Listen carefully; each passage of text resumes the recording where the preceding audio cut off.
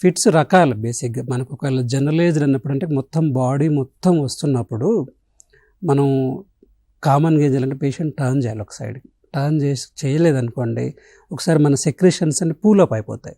అంటే గొంతులో నుండిపోయి అది లంగ్స్లోకి వెళ్ళింది అనుకుంటే చాలా డ్యామేజ్ అయ్యే అవకాశం ఉంటుంది. సో అలాంటప్పుడు ఎందుకు ఒక సైడ్కి తిప్పినట్లయితే అవన్నీ పూల్ కాకుండా ఉంటాయి first of all. So that is one way. Second ఏంటంటే ఒక్కొక్క సీజర్ ఒక్కొక్క టైప్. ఒక్కొక్కసారి 1 minute రావచ్చు, హాఫ్ మినిట్లో వచ్చిపోవచ్చు. కానీ కంటిన్యూస్గా ఫీడ్స్ వస్తున్నాయి అంటే then we need to worry. So మీరు ఏది పెట్టినా పెట్టకపోయినా కూడా తగ్గవాలి.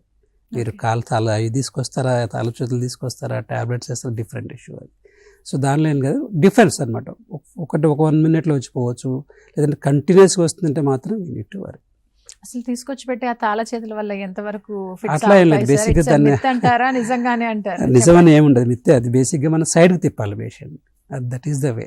ఎందుకంటే ఒక్కొక్కటి కొన్ని 1 minute ఉండొచ్చు, 2 minutes ఉండొచ్చు, ఆటోమేటిక్ కంట్రోల్ అయిపోతుంది. కంట్రోల్ కావట్లేదు అన్నప్పుడు దాన్ని వరీ.